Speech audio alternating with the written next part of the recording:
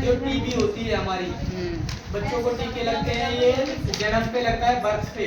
इनके बारे में हम डिस्कस करेंगे। एक हेपेटाइटिस नामक बीमारी है, एक हमारा पोलियो है, डिप्थीरिया है, पर्टुसिस है, टिटनेस है, एक हमारा हिब इन्फेक्शन है, रोटावायरस जो दस्त है वो है, न्यूमोकोकल डिजीज है जिनको हम निमोनिया बोलते हैं वो है, खसरे की बीमारी है, एक हो गया हमारा खसरा रूबेला, और एक है जापानी एन्सेफेलाइटिस। ये हमारी जेई जो कि अपने राजस्थान में नहीं है, इसमें शॉर्ट फॉर्म आपने उसके ममता कार्ड देखे होंगे, जेई नाम से होता है एक टीका। तो ये अभी अपने राजस्थान में नहीं लग रहे हैं, बाकी अदर स्टेट में ये सारे टीके जो जेई के हैं वो स्टार्ट है।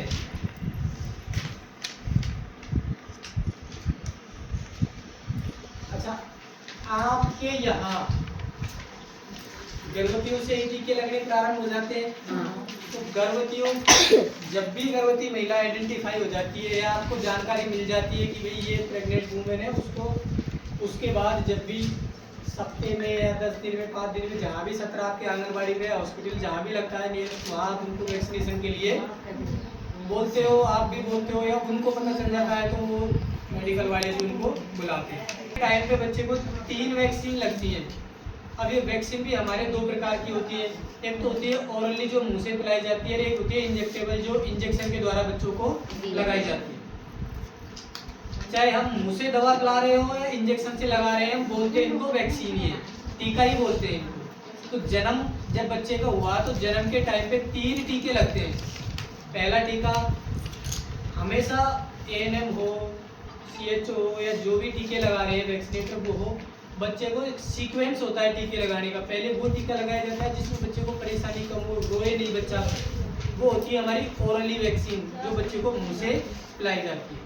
तो पहले जैसे कि जन्म पे पोलियो की बूंद पिला दी 2 ओरल, उसके बाद इंजेक्टेबल वैक्सीन आती है, एक आती है हमारी बीसीजी की वैक्सीन जो जन्म से और 1 साल तक लगती है बीसीजी वैक्सीन। लेकिन ज़्यादातर ये क्या है, जहाँ हमारे डिलीवरी पॉइंट होते हैं, जहाँ बच्चों के जन्म होते हैं ना, उन्हीं जगह पे ये वैक्सीन लगाई जाती है। तो इनको हम जन्म वाली या बर्थ वैक्सीन बोलते हैं। ये जो बीसीजी की वैक्सीन है ये बच्चों में टीबी की बीमारी से बचाती है, बच्चों को टीबी की बीमारी से बचाती है बीसीजी। एक होता है हमारा हेपेटाइटिस बी। ये जो वैक्सीन है बच्चों में जन्म से और 24 घंटे के अंदर ही लगना अनिवार्य है। अगर 24 घंटे के अंदर अंदर ये बच्चे को नहीं लगी, जब जन्म हुआ है और उसके 24 घंटे नहीं हुए तब तक अगर नहीं लगी तो ये वैक्सीन उसके बाद नहीं लगी। अगर कोई गलती से लगा भी देता है तो वो कोई काम की वैक्सीन नहीं है या उनको कोई उपयोग नहीं होगा। बच्चे में जो इम्यूनिटी बूस्ट होगी ना, वो इम्यूनिटी के द्वारा नहीं होगी। तो हेपेटाइटिस सब आपके पास लगते हैं। इसके बाद जो भी टीके लगते हैं सारे आपके पास ही लगते हैं, आंगनबाड़ी पे लगता है 1.5 महीने के बाद लगता है। उस 1.5 महीने पे 5 वैक्सीन लगती है। पहली बार जब आपके पास बच्चा आता है आपके आंगनबाड़ी सेंटर पे तो 5 वैक्सीन लगती हैं। कम दर्द वाली सबसे लास्ट में जो वैक्सीन लगाई जाएगी, सबसे ज़्यादा जो बच्चों को परेशानी देती है ना, दर्द करती है वो। तो पहली बार में बच्चे को ओपीवी, पहली बार जब बच्चा आया 5 वैक्सीन लगेगी, तो 5 में से पहली लगी ओपीवी, पोलियो की जो वैक्सीन है। दूसरा टीका लगा हमारे पास रोटा वायरस, जो कि बच्चों में रोटा वायरस से होने वाले दस्त, डायरिया जिसको कहते हैं ना, दस्त जो है उससे बचाता है। उसके पश्चात एक होती है हमारी FIPV, ये होती है पोलियो की इंजेक्टेबल वैक्सीन है। ये बच्चों के राइट हाथ पे, सीधे हाथ पे लगाई जाती है, सीधे हाथ पे लगाई जाती है। इसके बाद एक वैक्सीन होती है PCV, जो कि न्यूमोकोकल डिजीज से बचाती है, जिसको हम बोलते हैं निमोनिया की वैक्सीन। निमोनिया से बचाती है PCV, वो लगाई जाती है सीधे पैर में।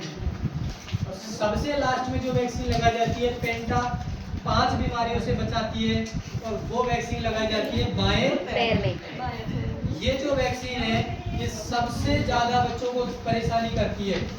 सबसे ज़्यादा दर्द सूजन इसी वैक्सीन से होता है। बुखार आएगा, दर्द होगा, सूजन आएगा, है ना। और बच्चे को यही मोस्टली 3-4 सिम्टम्स होते हैं। जहाँ वैक्सीन लगी उस जगह पे सूजन हो गया, बच्चे को दर्द हो रहा है, बुखार आ गया, ये 3-4 सिम्टम्स ही है जो इफेक्ट, इसके प्रभाव, अगर उस प्रभाव में बच्चा हॉस्पिटलाइज हो गया तो उस जब भी जो वैक्सीन लगी थी उस बैच की वैक्सीन की जांच होगी उच्च स्तरीय। एक कमेटी गठित होगी मेडिकल विभाग की, उस वैक्सीन की या उस टीके की जांच होगी उस दिन। और जो उसी वैल में से या उसी बैच की वैक्सीन जो और बच्चों को लगी थी उन बच्चों का फीडबैक लिया जाएगा। वो वैक्सीन की जांच होगी, देखा जाएगा कि क्या वैक्सीन की वजह से कोई परेशानी हुई है या एनएम के लगाने का जो तरीका था वो गलत हो सकता है। लगवा रहे थे तो बच्चे को हिल गया, या फिर लगाने के बाद में जो घर आया है बच्चे को उसको रगड़ दिया, मसल दिया, कुछ जो भी एक्टिविटी हुई होगी उसकी समीक्षा की जाएगी और एक तय तक पहुंचा जाएगा कि किस कारण से बच्चे को ये परेशानी हुई। अब तो शुरू हो गया उसका सब तो 1 महीने का गैप बच्चों को होना चाहिए। ये नहीं है कि आपने टीका लगाया और 15-20 दिन बाद दोबारा लगा दिया। 28 दिन से पहले कोई भी टीका लग ही नहीं सकता किसी भी बच्चे को। एक से दूसरे टीके के बीच में 28 दिन का गैप होगा ही होगा। अब जब बच्चा दूसरी बार टीके लगवाने आएगा, पहली बार तो हमने 5 वैक्सीन लगाई थी उसको, दूसरी बार कितनी लगाएंगे? 3 वैक्सीन। अब 3 वैक्सीनों में हमारे पास वही पोलियो की वैक्सीन है जो ओरली पिलाई जाएगी बच्चों को, वही 2 बूंद पिलाई जाएगी, और दूसरी रोटावायरस की वैक्सीन जो भी हम ओरली पिलाते हैं। अच्छा, कोई बहन जी बताओगे रोटावायरस की वैक्सीन किससे पिलाते हैं? चम्मच से पिलाते हैं कि जाती है उसमें से उसकी निडिल तो हटा दी जाती है और डायरेक्ट सीरीज भरी और 2 ml दवा बच्चे को मुंह के लिए।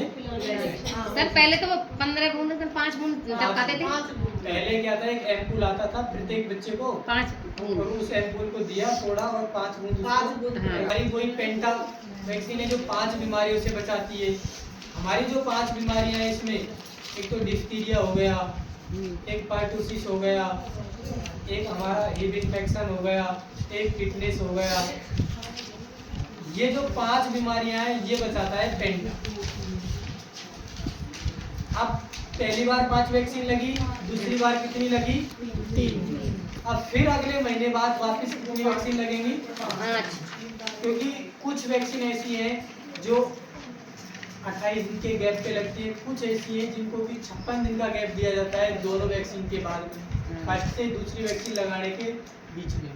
तो पहली बार जो ओपीवी लगी थी वो दूसरी बार भी लगी और तीसरी बार भी लगेगी। पहली बार जो रोटा वायरस पिलाया गया था पहली बार पिलाया गया, दूसरे महीने पिलाया गया और तीसरे महीने भी पिलाया गया। लेकिन पहली बार जो हमने FIPV सीधे हाथ पे लगाई थी वो FIPV अब तीसरे टीके के साथ जब बच्चा 3.5 महीने का हो जाता है तब लगता है दूसरी डोज।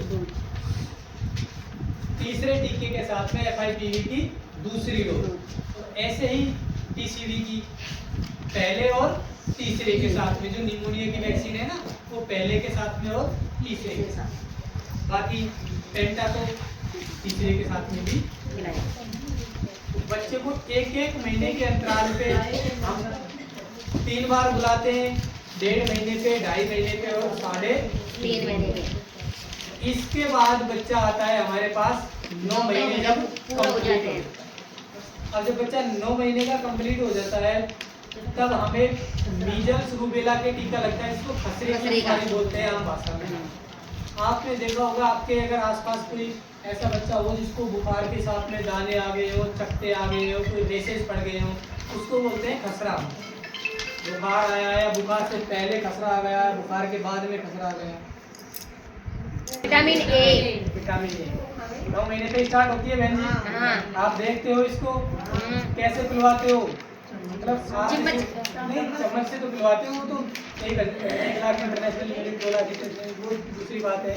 तो जैसे कि बच्चों को कैसे कि भाई आंगनबाड़ी पे बुला के पिलवाते हो? नहीं, आंगनबाड़ी पे बुला के पिलाते हैं सर।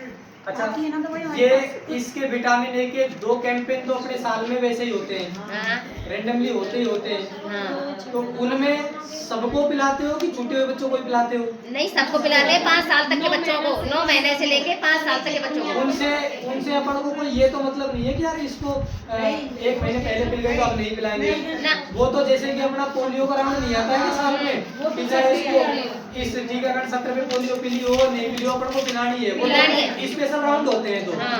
है ना? 6 महीने का। 6 महीने के डिफरेंस।